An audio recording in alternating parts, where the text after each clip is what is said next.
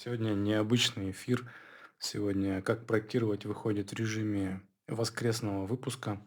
И я давно хотел записать что-то связанное со звуковым синтезом. И начну это с рассказа о, собственно, истории, которая привела к этому. Как-то раз мы делали звуки для ТСД, для терминала сбора данных. Долгое время нам отказывали в этом удовольствии. Мы предлагали усилить, скажем так, интерфейс и все визуальные его части там звуком, параллельным каналом. Тот, кто работает с интерфейсом, получал бы еще дополнительные сигналы, когда он там, например, не знаю, отвлекся на что-то, задумался. Вот. И я немножко покажу этот проект, а потом мы попробуем, собственно, делать звуки. А, Чтобы показать сам проект, проект мы делали не знаю, Ableton Live, есть такой известный workstation, да, digital audio workstation, или секвенсор их еще называют. И чтобы показать, о чем идет речь, я сначала выключу то, что мы делали, покажу, собственно, референсы. То есть изначально были три звука, которые были там про успешный success какой-то. Так, сейчас, секунду, я это чуть потише сделаю все это дело, чтобы мы не оглохли. Вот эти три звука, они были, получается, один из них это был что-то вроде success story, что что-то удалось. Другой был про некоторый danger, да, и warning. Еще раз. Это когда все нормально удалось звук. Это какая-то опасность и предупреждение. И эти звуки просто взяли с какой-то библиотеки, ну, то есть сидели, там, выбирали, и вот там три звука собрали. Они все разные. Я еще здесь поставил рядом звуки сканирования сами. То есть, то есть после сканирования, после этого звука, который почти стандартный в там, TSD-устройстве, происходит, ну, должны произойти эти звуки в тех случаях, когда они должны произойти. Основная претензия к этим звукам была, что они сильно из разных каких-то наборов. Хотелось, чтобы они были более однородными. Ну и мы хотели поразвлечься, сделать, собственно, какой-то свой подход.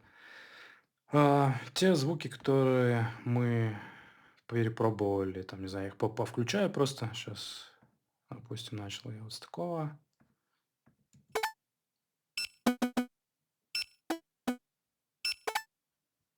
Я выключу сканинг. Другой вариант.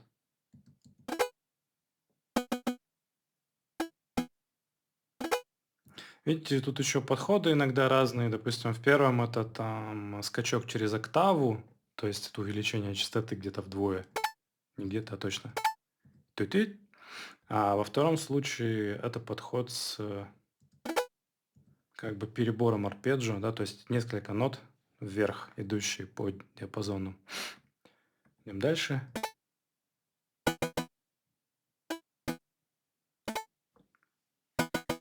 Тут уже слышны добавления, получается, там квинт или кварт. Еще почему мы смотрим, допустим, на этот, почему я здесь показываю этот спектрограф и, скажем так, это анализатор частот. Нам это все понадобится потом, когда мы будем разбираться, из чего состоит звук. Плюс некоторые из этих звуков, которые могут нам просто понравиться, не знаю, по своим тембрам, могут не очень подойти в среде в какой-то, в которой очень многошумная. Нужно смотреть, конечно, чтобы спектр, ну, здесь там занимал пошире, был пошире. То есть, ну, то есть сам звук будет мощнее, на большем количестве устройств он прозвучит. То есть какие-то частоты же все равно могут быть не очень хорошо воспроизводимы какими-то девайсами. Ну, здесь вот спектрограмма более широкая. Так. Ну, вот здесь вот можно заметить, что вот это, скорее всего, провальный звук. Он прикольный, типа какой-то такой, вот я его назвал глосси. То есть его тембр интересный, но, скорее всего, он будет глухим, и его будет не слышно на устройствах TSD. Так, и что тут еще у нас? Да, это больше там на колокольчики похоже. Опять же, та же проблема у него, это глуховатый звук будет. Он с характером, но, скорее всего, его будет плохо слышно. Так,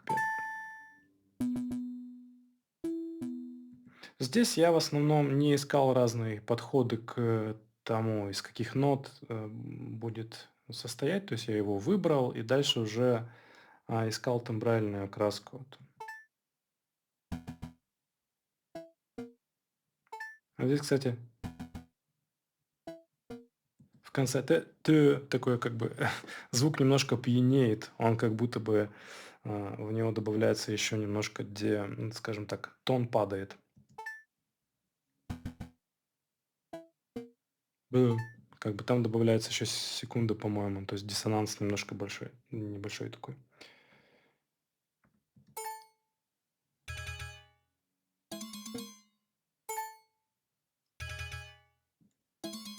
Ну, здесь вот для ворнинга попробовали такой, как будто бы качающий головой такой звук, да, до этого были другие подходы, да.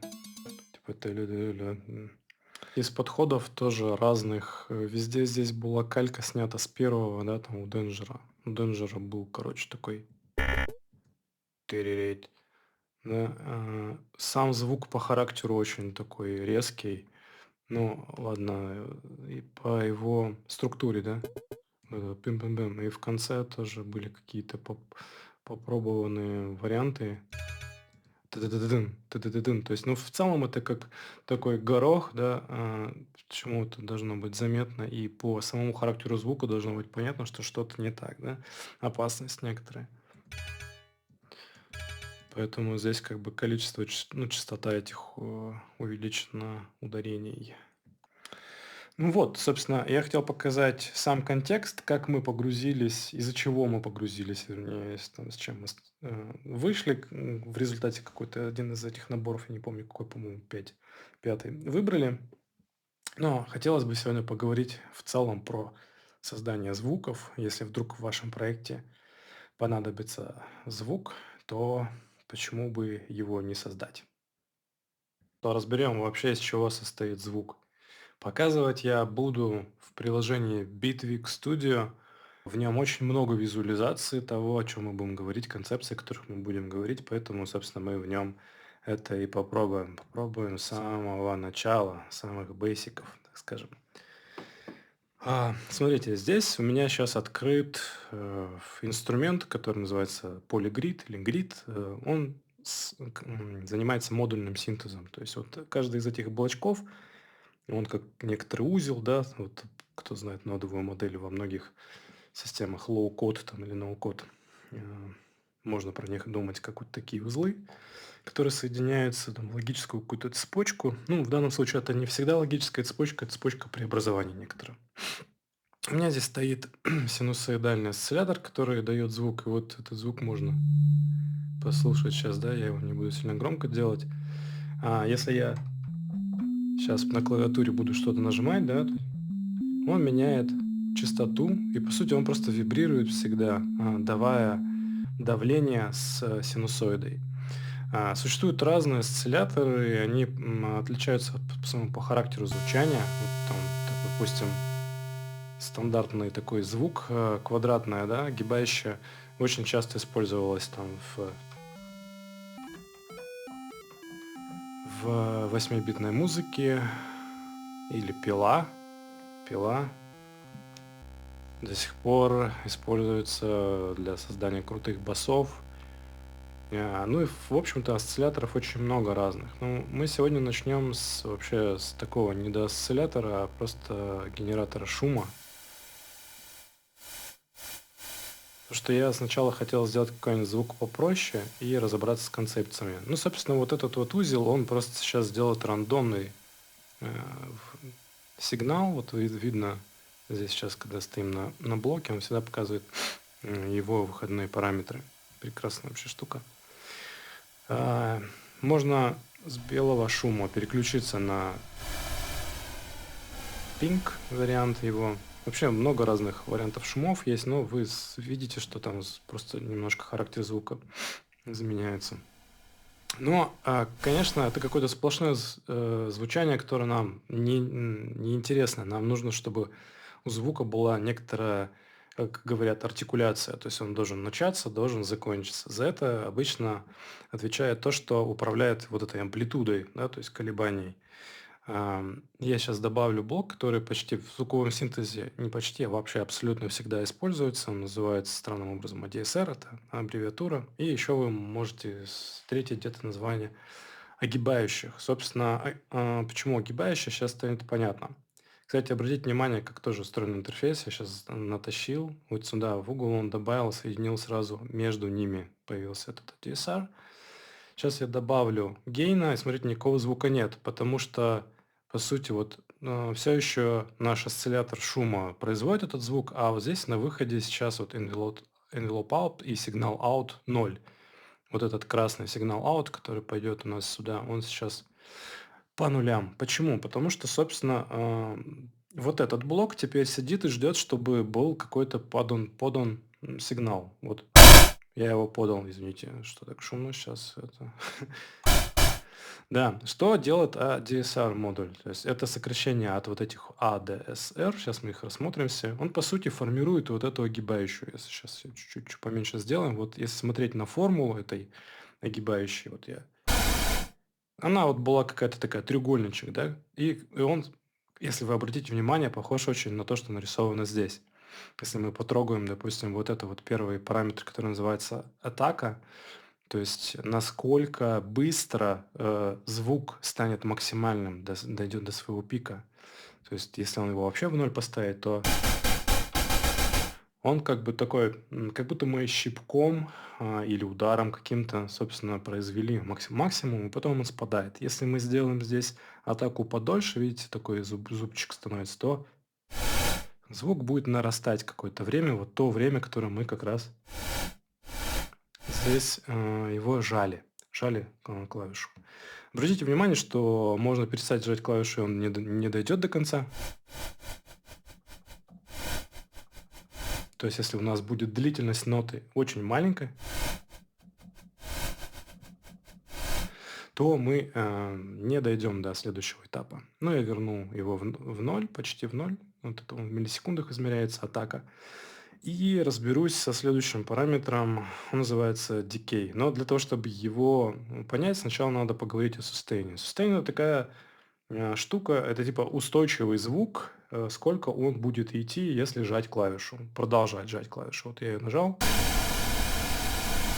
Видите, он остался на каком-то уровне, если я его подберу. То есть он падает до уровня sustain, и когда я отпускаю, он уже потом умерщвляется, тает со временем, которое указано в релиз. Итак, decay, получается, это штука, скорость, получается, или время затухания от времени атаки до вот этого сустейна, пока мы держим клавишу. И поэтому можно сделать так, да? То есть первые удары по клавишам будут от атаки до decay, а потом, допустим, этот звук держится. Ну, в данном случае это не очень, там, с шумом не очень важно, может быть, но важно, допустим, там, когда мы какие-то звучащие ноты играем. Сейчас это не показать. Ну и R, это получается, вот я держу, оно ждет, пока я отпущу, и вот он затухает. Но затухать мы можем, каждый из них накрутить можем подольше, вот он там 2 секунды.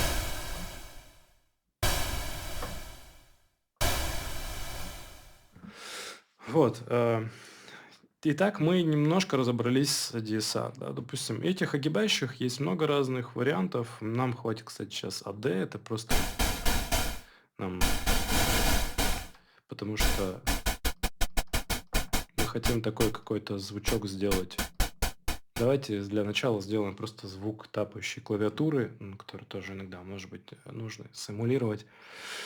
Итак, мы знаем осциллятор, мы знаем блок огибающих, и нам еще для того, чтобы делать звук, надо как-то менять его характер. И чаще всего этот характер меняет изначального вот этого, того, что производит осциллятор, меняет фильтр. И мы с этим сейчас как раз разберемся. Фильтров здесь тоже много разных. Я там добавлю обычный сначала. Фильтр ставится после, ну, по-разному делают. Давайте сейчас в нашем случае, ну, давайте сюда его поставим.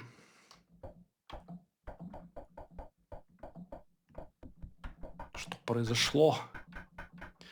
Надо пояснить. Давайте я подольше сделаю звук, чтобы он падал. Я добавил low pass фильтр, у которого есть два важнейших параметра. Практически какой бы вы синтезатор ни взяли, они там будут. Один из них – это величина, где срезается частота.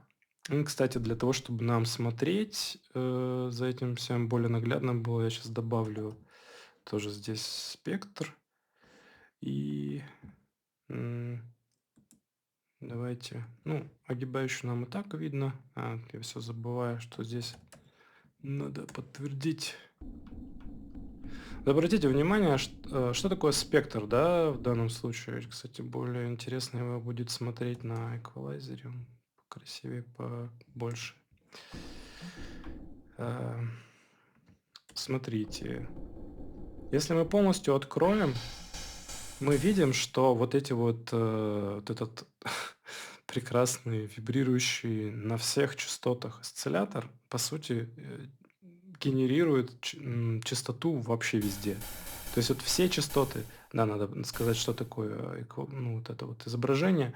У нас слева направо идут частоты, это вот видите, от 20 Гц там, до 10К и больше. Да? Ну, это обычно до 20, до 18 там, тысяч Герц, то, что мы слышим, изображается. Вот. То есть на всем протяжении этого по вертикали это уровень сигнала, то есть сила, там, амплитуда, с которой это происходит. И вот это то, что мы высокие слышим, они здесь, вот они задраны сейчас. А если я сейчас буду вести вот этот фильтр вниз, то вы увидите, что частоты срезаются, и то есть получается почти нету, сейчас еще этот резонанс уберу, почти нету вот этих, то есть они сильно прибраны. Если я драйв уберу, тут вообще они уйдут, как бы, ну, вообще совсем перестал, умер. Драйв как бы повышает уровень всех вот частот. Вот эта штука, получается, оставляет все, что ниже какой-то частоты. В данном случае это 1,6 кГц. Это где-то здесь. Все остальное остается, а все, что справа, да, все, что вот здесь вот серое, оно перестает быть слышным. Теперь давайте разберемся вот с вот этой ручкой. Это резонанс. Это то, насколько происходит такой вот этот небольшой пик в том месте, где у нас сейчас установлено вот фильтр, откуда он начинает срезать.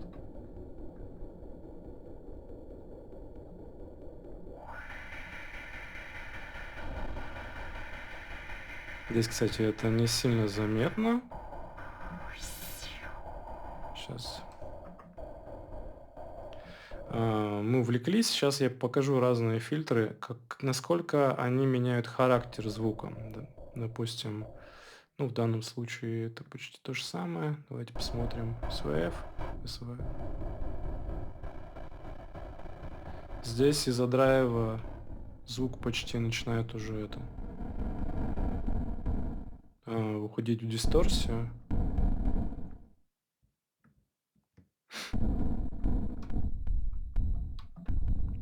И видите, все-таки он у нас такой. Давайте покороче его сделаем.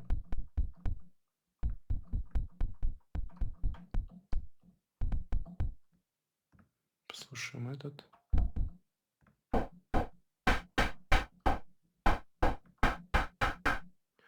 Вот характерное влияние резонанса даже на шуме. Вот сейчас слушайте. Просто обрезанные, начиная с какого-то частоты. И вот некоторое место начинает так ярко как бы прицокивать. Так работает резонанс. Он усиливает именно то место вот здесь, да, в этой частоте обреза.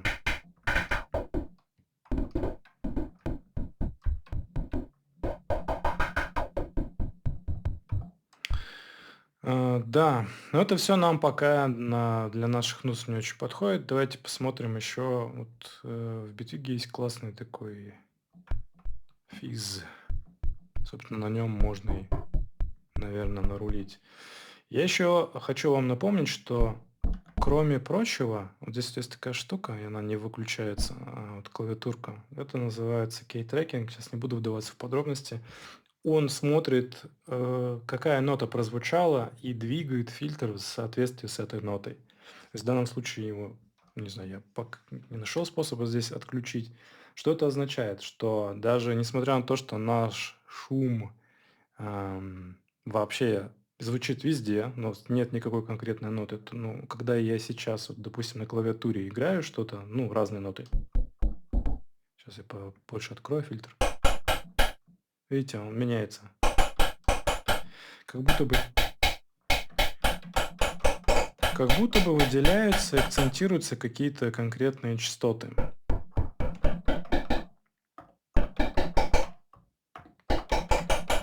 Поэтому в создании звука у нас еще сейчас влияет то, с какой ноты, какая высота ноты сейчас играла.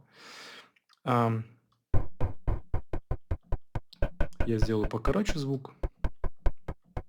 Здесь вот величина кроссфейда.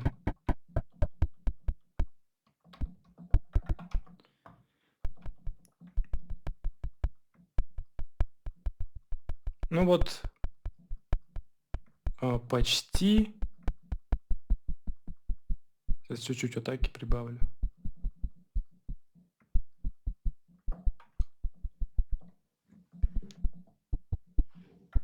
Почему бы не быть такому?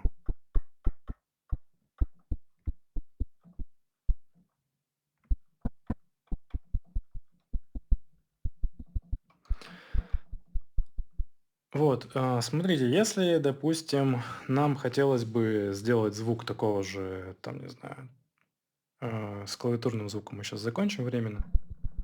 Может быть, это не самый лучший, и, может быть, вернемся к нему. Сейчас я добавлю здесь еще просто какого-то тона для того, чтобы сделать звук похожий, например, на вот тот, который у нас там success story. Нам уже нужен некоторый тон, и тон я возьму вначале, допустим, просто вот синусоидальный, к примеру.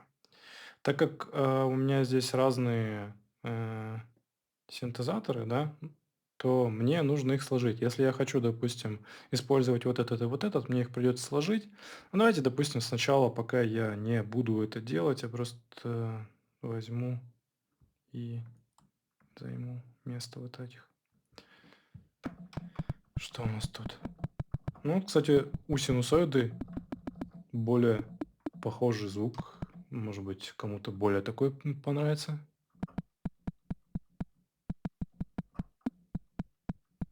Простая синусоида, без фильтров, без всего. Можно такой сделать звук на нажатие клавиш. Почему нет? Так, дам ему побольше жизни. Давайте заменю еще огибающую на по... Ну, собственно, что я хотел здесь добавить. Допустим, если мы... Там был октава. Один из вариантов. Сделать так, да, допустим. Ну и вы теперь уже знаете, что можно сделать просто этот звук нарулить, чтобы он там... Или же я имею в виду, что чтобы у него был больше хвост, например. Ну, надо же еще не сделать, не вызвать раздражение тех, кто целый день будет слышать эти звуки время от времени. Вот, или же вы success хотите отобразить там мажорным трезвучием. Здесь, кстати, можно приколоться, добавить реверберации. Холл. Вот так, допустим.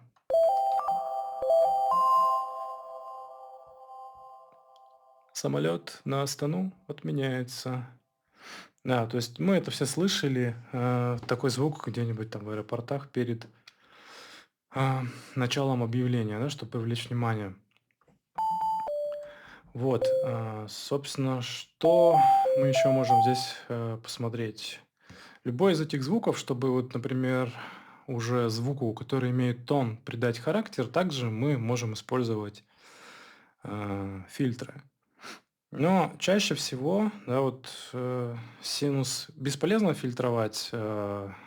Допустим, если мы сейчас заменим сюда пилу, поставим, она такая ершистая.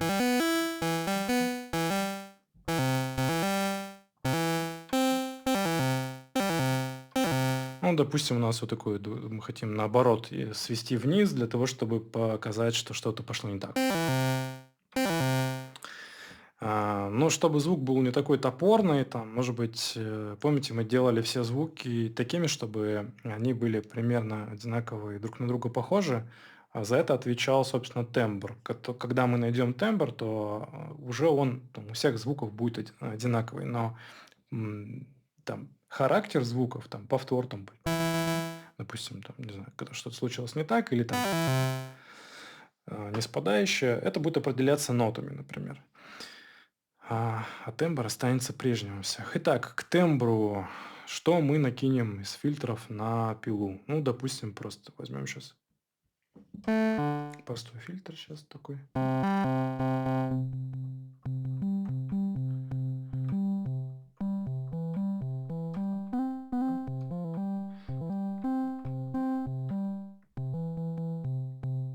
Драйв.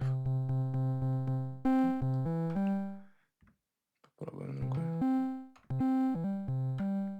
Кстати, саму пилу тоже можно менять по...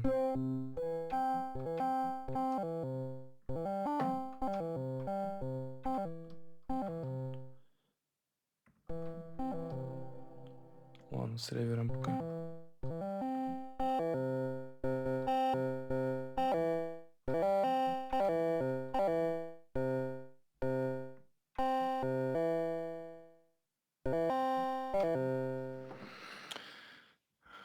Комп фильтр.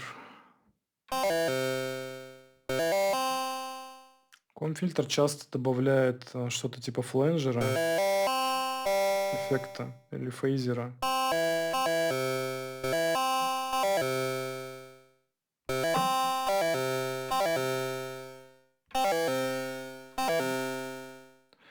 В принципе, в некоторых случаях можно добавлять, кроме тембра, еще, да, там уже на уровне нот. Да, кстати, для этого мне нужно включить самого полигрида режим не монофонический, а вот.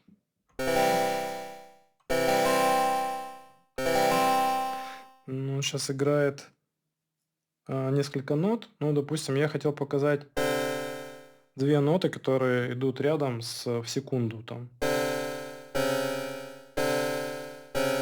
То есть это может создать, в принципе, диссонанс, и там вместо каких-то гармонических сочетаний из гаммы вы можете, допустим, это использовать для того, чтобы навести, создать какое-то ощущение там дискомфорта. Так, ну, я думаю, что на сегодня мы приостановимся. Если вам понравился формат, дайте об этом знать лайками или просто напишите. В принципе, звуковой синтез – это то, чем я занимаюсь по вечерам. Обожаю это дело. Могу рассказать что-нибудь еще. Пока.